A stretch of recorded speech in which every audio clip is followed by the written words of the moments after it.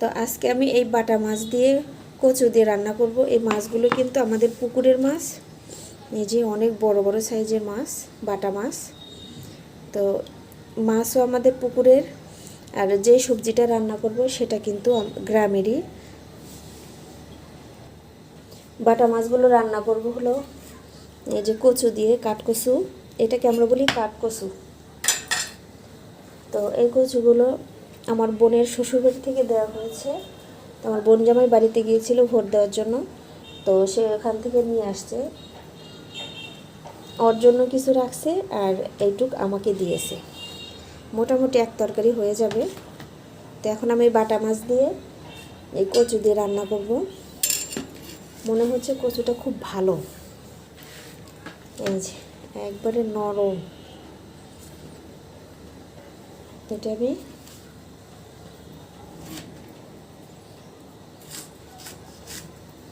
দেখছেন কত সুন্দর।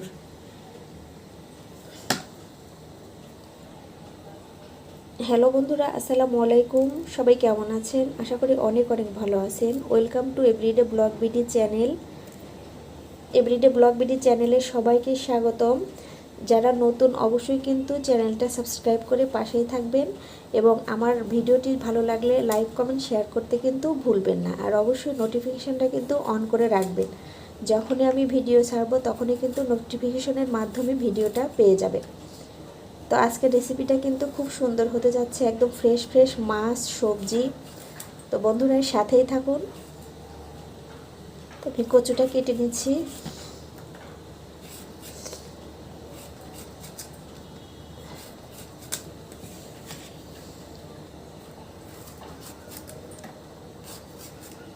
নিয়ে আসছে তো বেশ 2 দিন হয়ে গেল। একবারে সুন্দর করে ছিলে নিব।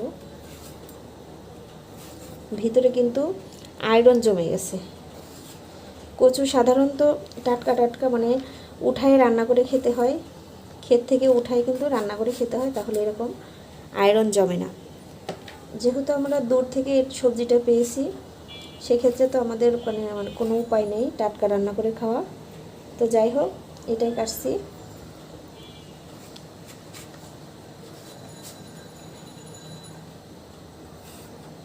চিকন চিকন করে ফালি ফালি করে কাটবো।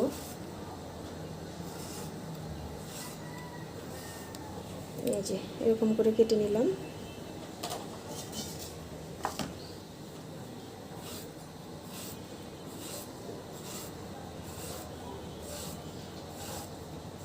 একবারে নরম, যে এরকম করে কেটে নিচ্ছি।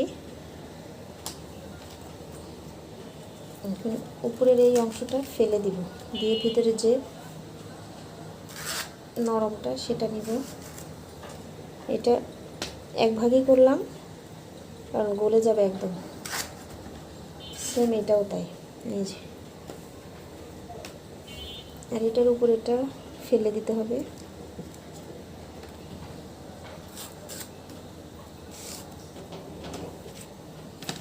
তো ছোট অংশগুলো আগে কেটে নেই।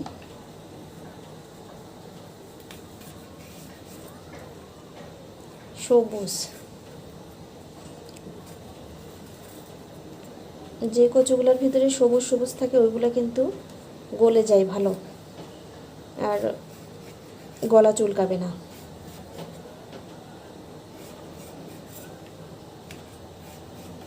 গ্রামের শাক সবজি খেতে মজাই কিন্তু অন্যরকম।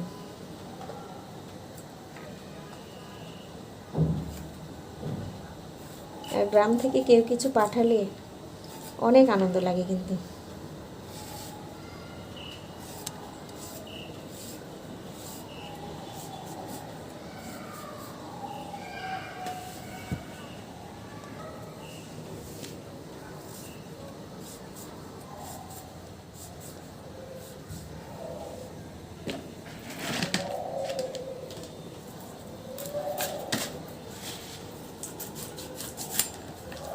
তিন ভাগ করে নেব এটা।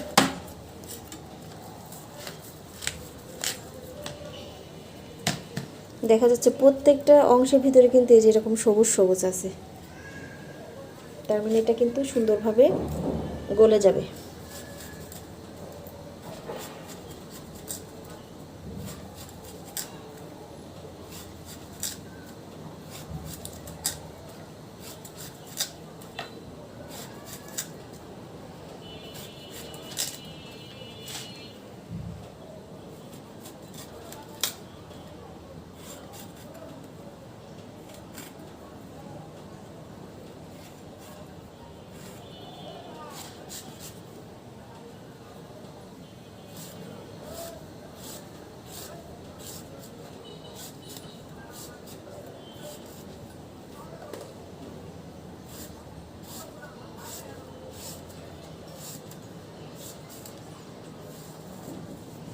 রোজা কিন্তু চলে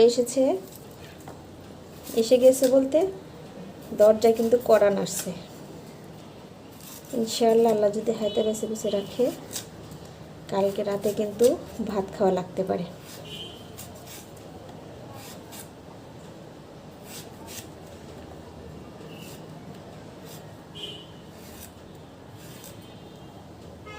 শক্ত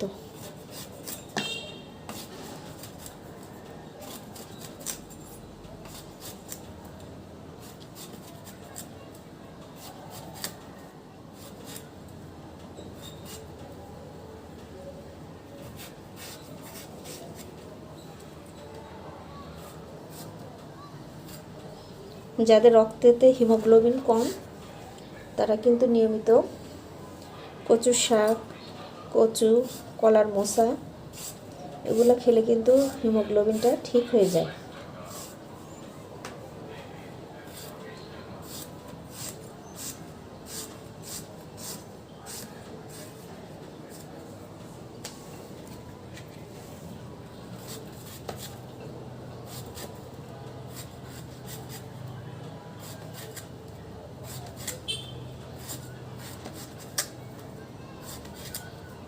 অনেক শক্ত।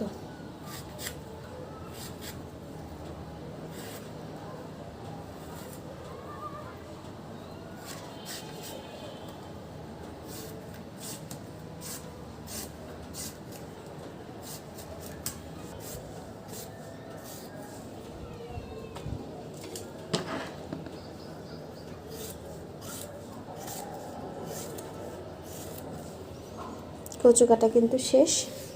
এখন কেটে নিব পেঁয়াজ আর কাঁচামরিচ।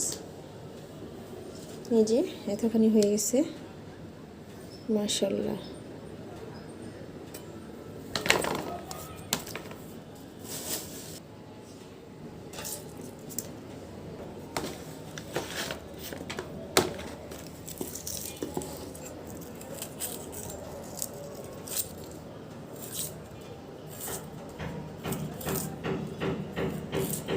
শুরু হয়ে গেল।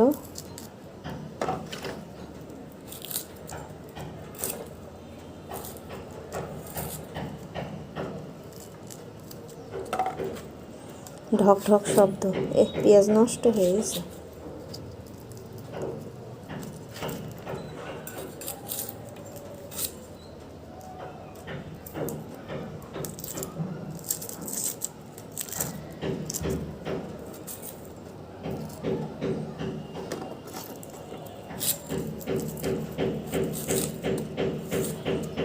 ভাড়া বাসায় থাকি, কিচ্ছু করার নেই।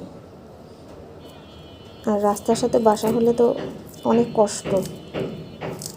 বাসা দেখা যায় অনেক বাসা, কিন্তু সিকিউরিটি ভালোর জন্য কিন্তু ভালো বাসা খুঁজতে গেলে সহজে পাওয়া যায় না, অনেক টাফ।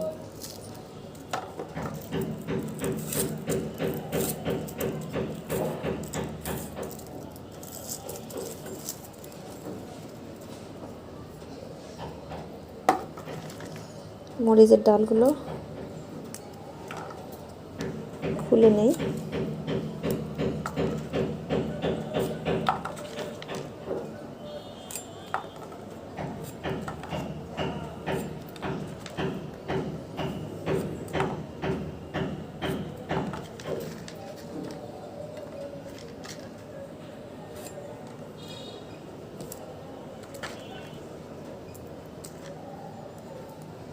পেঁয়াজ মরিচগুলো খুব সুন্দর করে ধুয়ে নেব, ময়লাগুলো পরিষ্কার করব।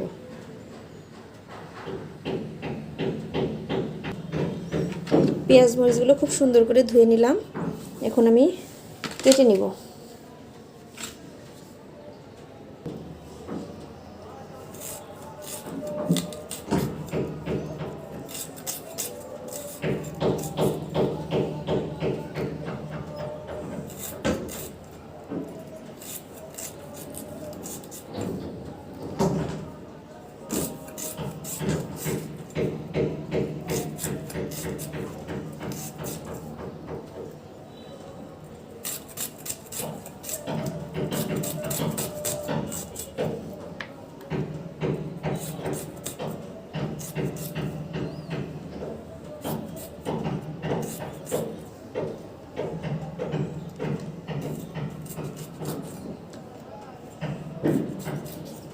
পেঁয়াজ কাটা শেষ, এখন কেটে নিচ্ছি কাঁচামরিচ।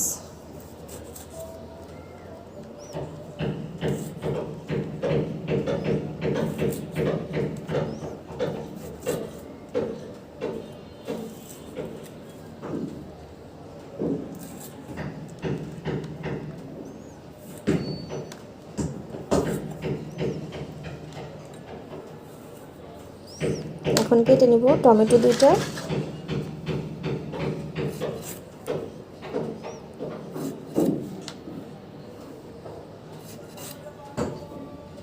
একদম আপেলের মতো টমেটো। তো কাটা কিন্তু শেষ, এবার রান্না করার পালা। এই যে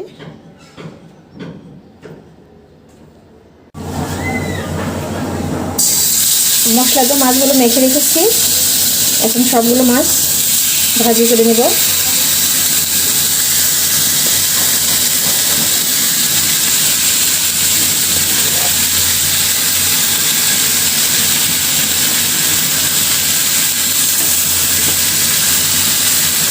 সবগুলো মাছ কিন্তু এর ভিতরে যাই হোক দিয়ে দিলাম।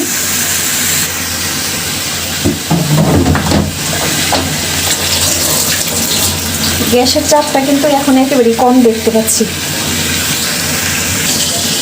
দিয়ে দিচ্ছি পেঁয়াজ মরিচ কুচি,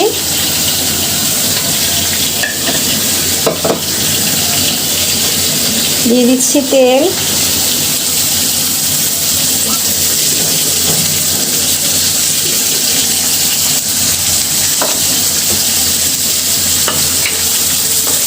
গ্যাসের চাপটা কিন্তু একেবারেই লো, বোঝাই যাচ্ছে না যে চাপ আছে।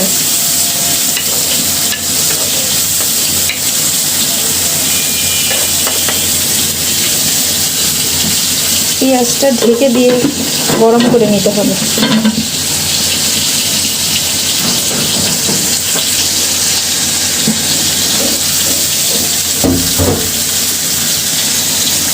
দিয়ে দিলাম একটা তেজপাতা। পেঁয়াজটা কিন্তু গরম হয়েছে, এখন এরকম আছে রান্না করতে হবে।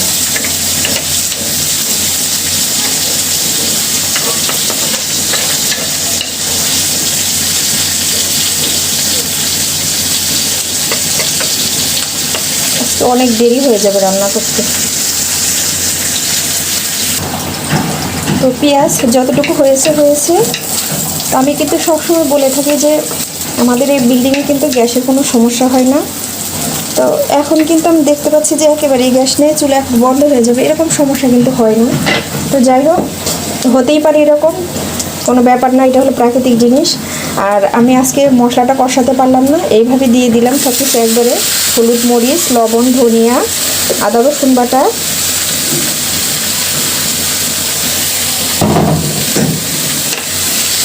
এখন সবগুলো মশলা সবজি একসঙ্গে ভালোভাবে মিশিয়ে নিব, নিয়ে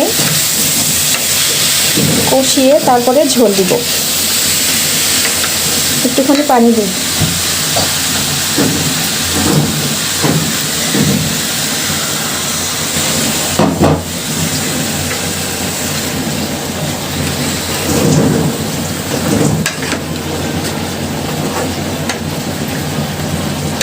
তো ঢেকে দিয়ে রাখি, সিদ্ধ হতে থাক।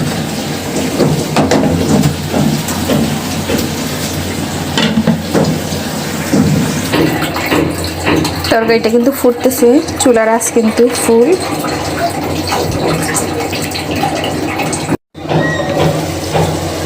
তরকারির পরিস্থিতি তো এখন আমি এর ভিতরেই ঝোল দিয়ে দিব, কিচ্ছু করার নেই।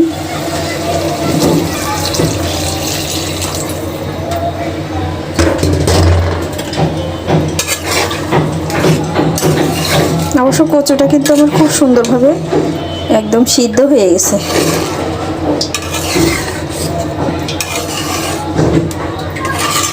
পানিটা আমি আগে গরম করে রেখেছিলাম।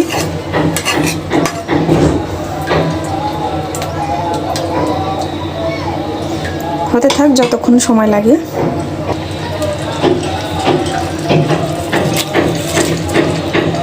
মাছগুলো দিয়ে দিলাম।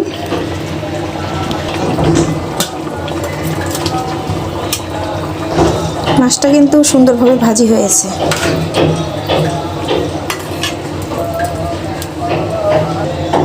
ঢেকে দিলাম। তো এই যে আমার তরকারির অবস্থা, যতটুকু হয়েছে আলহামদুলিল্লাহ খাওয়ার উপযোগী হয়েছে।